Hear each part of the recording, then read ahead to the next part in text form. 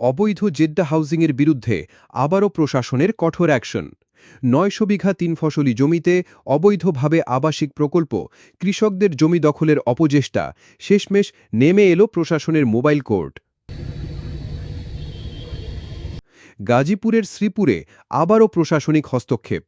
১ ইঞ্চি জমিও সাফ কাবলা না কিনে বিশাল সাইনবোর্ড দিয়ে জমি বিক্রির নামে প্রতারণা করছিল জেদ্দা হাউজিং লিমিটেড। আর এবার তাদের সেই চালাকি ধরে ফেলেছে উপজেলা প্রশাসন।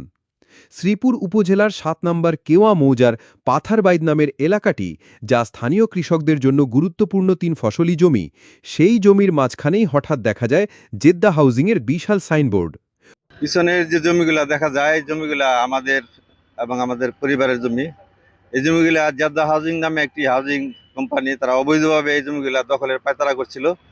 প্রশাসন এই ব্যাপারে আমাদেরকে হস্তক্ষেপ করে তাদেরকে এখান থেকে উচ্ছেদ করেছে। এই জন্য প্রশাসনকে আমরা আন্তরিকভাবে ধন্যবাদ জানাই। গত বৃহস্পতিবার উপজেলা সহকারী কমিশনার ভূমি ও executive magistrate Atahar Shakil mobile court পরিচালনা করে সাইনবোর্ডটি সরিয়ে দেন। এর পরের দিন শুক্রবার আবারও সেই একই জায়গায় স্থাপন করা হয় নতুন সাইনবোর্ড। অবশেষে শনিবার ফের মোবাইল কোর্ট পরিচালনা করে সাইনবোর্ডটি অপসারণ করা হয়। একটি বৈধ হাউজিং প্রকল্প চালু করতে হলে আবশ্যক কোম্পানির নামে অন্তত ১০ একর জমি, ইউনিয়ন পরিষদের ট্রেড লাইসেন্স, পরিবেশ অধিদপ্তরে ছাড়পত্র, জেলা প্রশাসনের দায়মুক্তি সনদ, গৃহায়ন ও গণপূর্ত মন্ত্রণালয়ের অনুমোদন।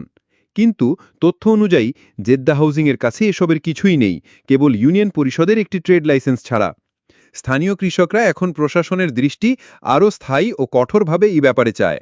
আর সাধারণ মানুষের প্রশ্ন, এই ধরনের হাউজিং প্রতারণা বন্ধে আর কতদিন প্রশাসনকে একাই লড়তে হবে?